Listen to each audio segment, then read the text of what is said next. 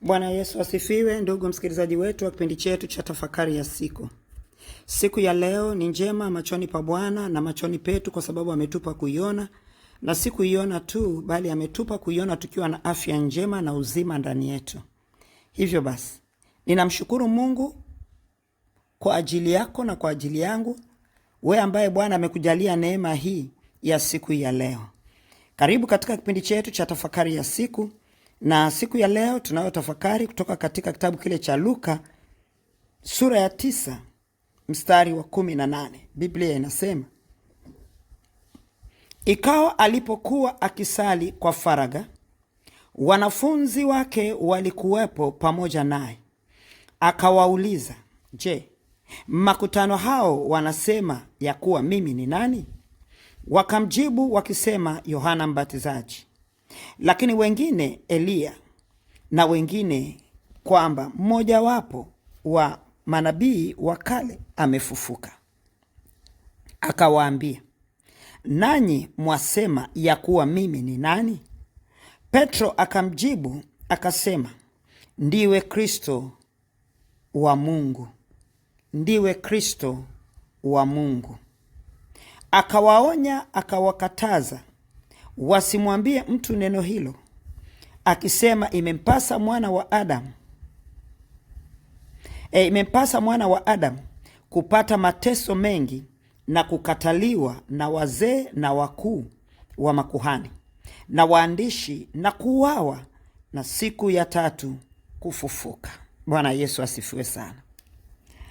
Tafakari yetu ya leo tutaangalia ni jinsi gani ambavyo ninamtambua Yesu. Kila mmoja anamtambua kwa namna yake. Inategemea unamtambua kwa namna gani, kwa sababu ya nini. Ndio hapa tunaona kwamba wengine walisema ni Yohana Mbatizaji, wengine wakasema ni Eliya, wengine wakasema ni mmoja wapo wa manabii wa kale amefufuka. Kila mmoja alikuwa na mtazamo wake kwa jinsi yake, kwa sababu fulani fulani. Mimi na wewe tunasema Yesu ni nani? Kabla hatujaenda hapo, kwa nini hawa watu walikuwa na mitazamo tofauti ambayo hata kwetu sisi wanadamu sasa hivi, yani kwa kipindi cha sasa, tuna mitazamo tofauti? Wako ambaye kwanza hawajui hata Yesu ni nani. Wengine hawajali hata kujua Yesu ni nani. Wengine wanasema ni Isa bin Maryam. Wengine wanasema Yesu ni mwana wa Mungu. Wengine wanasema si mwana wa Mungu. Wengine wanamuita ni mpaji kwao kwa sababu aliwapa kitu. Wengine wanamuita ni mwokozi kwa sababu aliwaokoa. Lakini wengine kwao si mwokozi. Yani anaweza akawa mpaji kwako kwa sababu amekupa chakula, kwa sababu ulipata hiki, lakini akawa humtambui kama mwokozi kwa sababu hajakuokoa. Humtambui kama mkombozi kwa sababu hajakukomboa. Kuna mahali hujatoka. Na kwa sababu hiyo bado naona niko katika uharibifu ambao unanipa mimi kuona kwa nini Yesu hajafanya hiki. Kwa hiyo tayari nashusha level ya uweza na mamlaka yake kiutendaji, kwa sababu mimi nimemtambua kwa namna fulani na sijamtambua kwa namna fulani. Nisipomtambua kama mpaji, lazima nitakuwa namtafuta kwa eneo hilo, kwa maana sijamuona mimi akinipa. Kila siku naomba, sijaona mimi akinipa. Nimeomba kazi, sijaona mimi akinipa kazi. Nimeomba pesa, sijaona ananipa pesa. So kila mmoja katika mitazamo ya kibinadamu, kila mmoja ana mtazamo wake wa namna gani anamuona Yesu, ama anamtaja Yesu, ama anamsema Yesu ni nani kwake.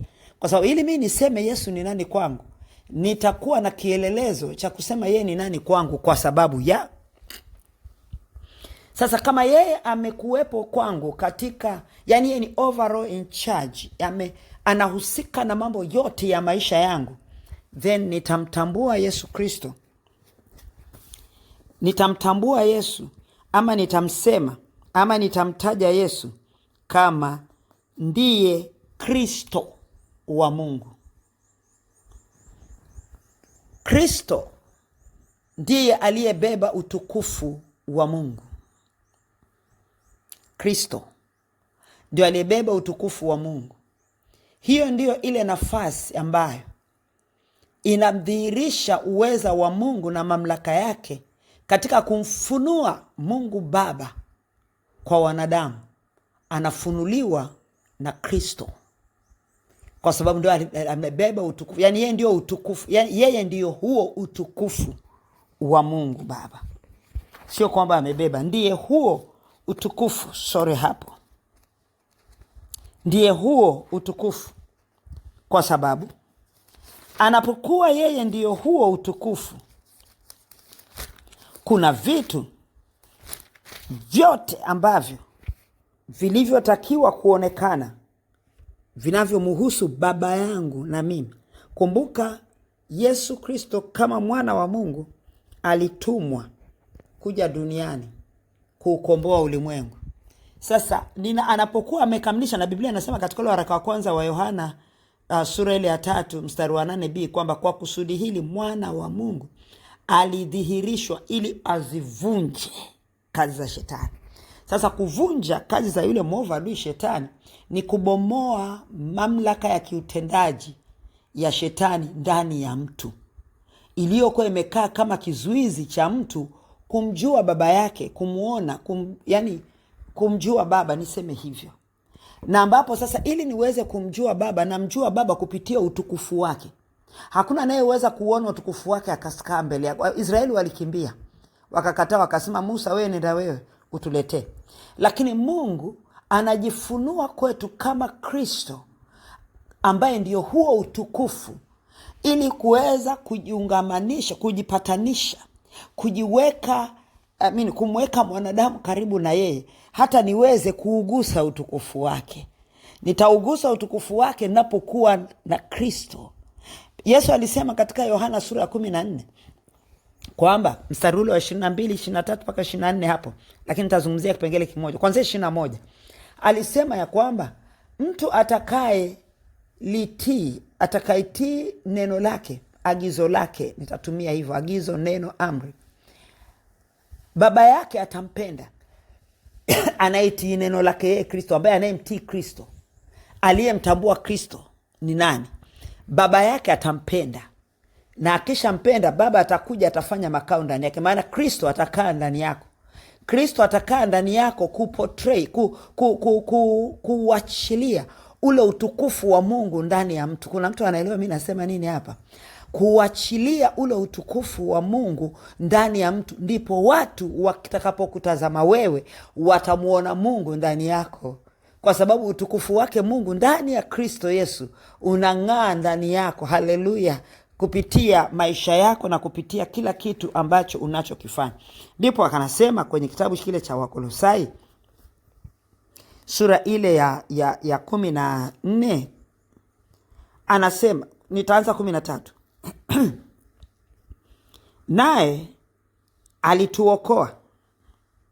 Wacha nianze 12 kuleta maana. Asema mkimshukuru Baba aliyewastahilisha. Unaelewa hayo maneno? Tumshukuru Baba aliyetustahilisha. Ametustahilishaje? Kwa kuruhusu Kristo akae ndani yetu, yani kuruhusu utukufu wake ukae ndani yetu, kwa sababu tumempokea Kristo. Haleluya!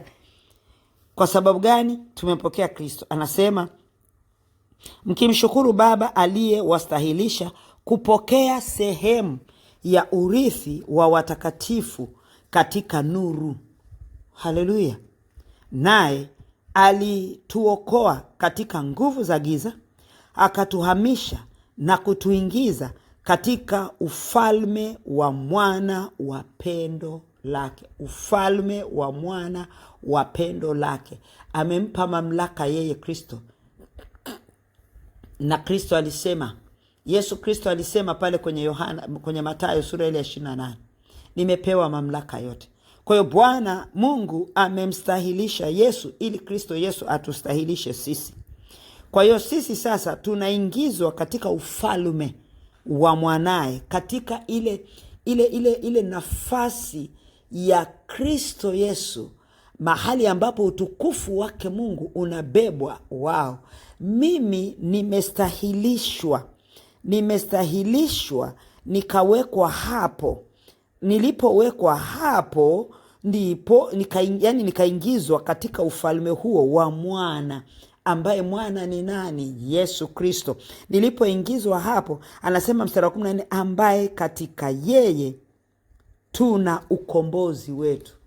Hapo katika huyo Kristo Yesu tuna ukombozi, yaani msamaha wa dhambi, kwamba Mungu ni mtakatifu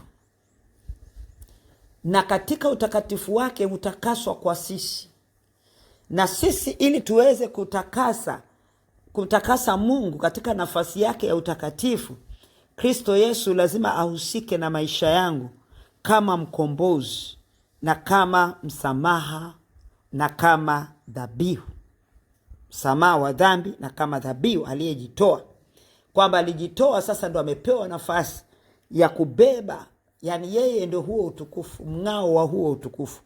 Anasema naye ni mfano wa Mungu asiyeonekana, mzaliwa wa kwanza wa viumbe vyote, kwa kuwa katika yeye vitu vyote viliumbwa, vilivyo mbinguni na vilivyo juu ya nchi, vinavyoonekana na visivyoonekana, ikiwa ni vitu vya enzi au usultani na enzi au mamlaka.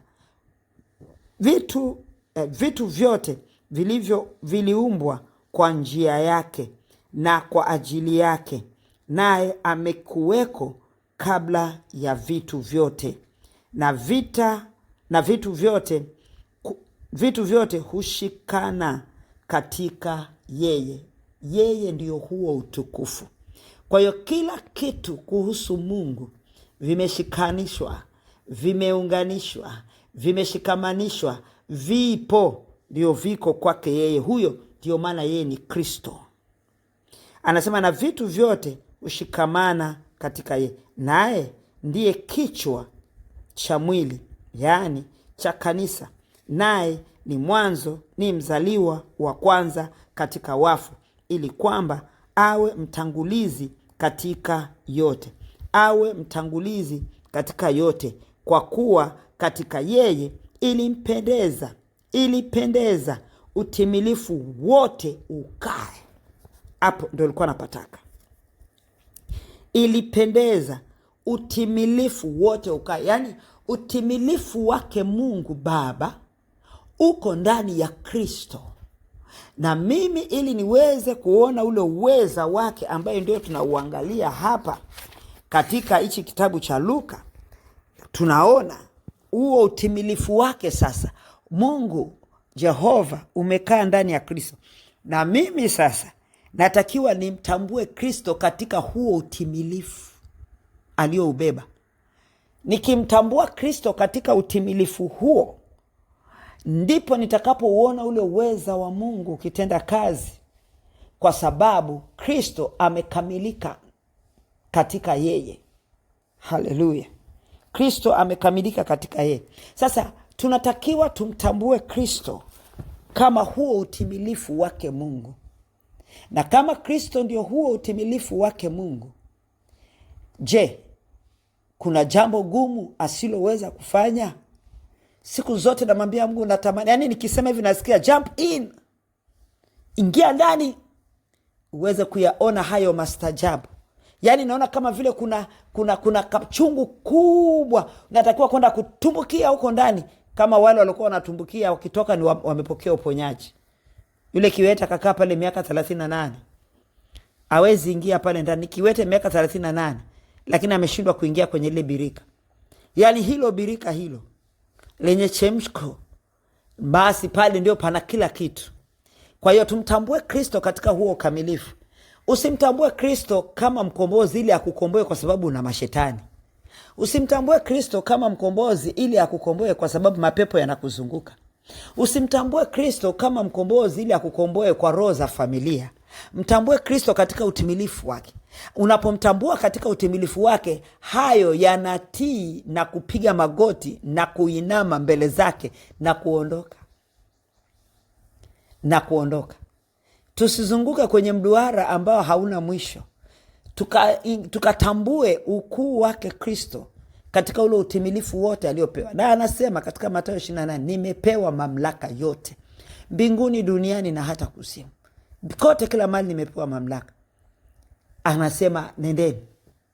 Hebu tutembee kwa jina lake. Tuende tukafanya kazi yake kwa jina lake. Fanya biashara kwa jina lake. Fanya kazi kwa jina lake. Fanya kila ufanyacho kwa jina lake. Ishi kwa jina lake. Tembea kwa jina lake. Soma kwa jina lake. Chochote unachofanya kiwe ni kwa jina lake. Ukauone ule utimilifu wake katika maisha yako. Ukitaka kumkata Yesu into pieces, kwa sababu leo wewe ni mgonjwa, unataka umuone kama mponyaji, baada ya kukuponya utamtafuta tena umuone kwa sura nyingine. Lakini wacha utimilifu wake ukae ndani yetu. Wacha utimilifu wake utoshee ndani yetu, ili katika mambo yote nikaseme na yaweza mambo yote kwake yeye anitiae nguvu. Kwa sababu anitiae nguvu ni yeye huyo aliye mkamilifu, aliyekamilika katika yote, ambaye ndiye utimilifu wa Mungu Baba. Alikuja kuimaliza kazi hapa duniani, akakamilisha aliyotakiwa, na Mungu Baba akakaa ndani yake Kristo Yesu, akiupatanisha ulimwengu na nafsi yake. Wawezaje kupatanishwa na Mungu Baba nje ya Kristo Yesu? Wawezaje kupatanishwa na nafsi ya Mungu Baba pasipo Kristo Yesu? Na Kristo ndio nafsi yake. Haleluya! Kristo alikuwa ndiye mpatanishi, kwa sababu Mungu alikaa ndani yake akipatanisha ulimwengu na nafsi yake yeye, ambaye ndiyo Kristo mwenyewe. Glory be to God. Ninamshukuru Mungu kwa ajili ya neno hili. Nataka neno hili lisink ndani ya moyo wako, na uweze kutambua ya kwamba Yesu atambuliwe katika ukamilifu wote. Sasa kama ulikuwa unamtambua Yesu kama mpaji, kila siku asubuhi unaomba kwamba Mungu, naenda kwenye biashara, naomba unibariki, naomba unifanikishe. Mtambue Yesu katika ukamilifu wake. Utembee kwenye biashara yako kwa ushujaa. Ukamilifu wake utatembea kwenye hiyo biashara. Mtambue Kristo katika ukamilifu wake. Uponyaji utapatikana kwako. Maisha yako yatatembea katika dira yake, kwa sababu umemjua katika ukamilifu wake. Na katika ukamilifu wake, kwa sehemu ndogo nimeweza kueleza kwa sababu ya muda wetu haututoshi, lakini aliwauliza wale wanafunzi wake, watu wanasema mimi ni nani? Usiseme yeye ni Elia, kwa sababu Elia aliwasha moto ule, alimuita Mungu akawasha moto. Usiseme yeye ni Yohana Mbatizaji kwa sababu ya jinsi ambavyo alivyokuwa. Usiseme kwamba yeye ni nabii Yeremia kwa sababu Yeremia alifanya hivi. Usiseme Yesu Kristo ni nabii Musa kwa sababu Musa alifanya hivi na hivi. Usiseme kwa yeye ni nabii Ibrahim kwa sababu Ibrahimu alifanya hivi na hivi. Yesu Kristo ni nafsi ya Mungu, amekaa katika utimilifu wa Mungu. Mungu ana nafsi yake yeye, anapotaka kumkamilisha mtu, anamkamilishia ndani ya Kristo Yesu, kwa sababu ndiye aliyebeba utukufu wake. Na tukalitambue hilo, ili tukakae ndani ya Kristo Yesu. Hata yale ambayo sijayaomba, kwa sababu nitakuwa ndani ya utimilifu wake, ndani ya ule ukamilifu wake, yeye anafanya, anaona, atafanya. Kuna mambo mengi Kristo Yesu anatuepusha ambaye sisi hatujui. Ni katika huo utimilifu wake yeye huyafanya hayo. Tusimpangilie Yesu, bali tumpe nafasi yake katika maisha yetu. Tumpe nafasi yake katika huduma zetu. Tumpe nafasi yake katika kila tunachokifanya, ili yeye akadhihirishe uweza wake na mamlaka yake kwa utukufu wake Mungu Baba. Katika jina la Yesu Kristo nimeomba na kushukuru. Amen. Baba, tusaidie tukae katika utimilifu huu. Tusamee kwa sababu tunaungama dhambi hii. Tulikutambua kama mponyaji, wengine tukakutambua kama mkombozi, wengine tukakutambua kama mpaji, wengine tukakutambua hata tuelewe tulikutambua kwa namna gani. Lakini yote katika yote, Bwana, leo neno lako limekuja kwetu. Tunatubu, tunaomba rehema, ukatusamee na ukatutakase kwa damu yako takatifu. Tunakutambua katika utimilifu wako. Siku ya leo tunaomba utimilifu wako Baba ukakae ndani yetu, ili udhihirisho wako ukapate kudhihirika kwetu, katika jina la Yesu Kristo wa Nazareth. Na Baba yetu aliye mbinguni akapate kufanya makao ndani yetu, sawa sawa na neno lako lililosema katika Yohana sura ya 14 mstari ule kuanzia 21, 22, 23 mpaka 24. Utukuzwe milele yote, kwa kuwa wewe ni Mungu wetu. Katika jina la Yesu Kristo nimeomba na kushukuru. Amen. Mungu akubariki.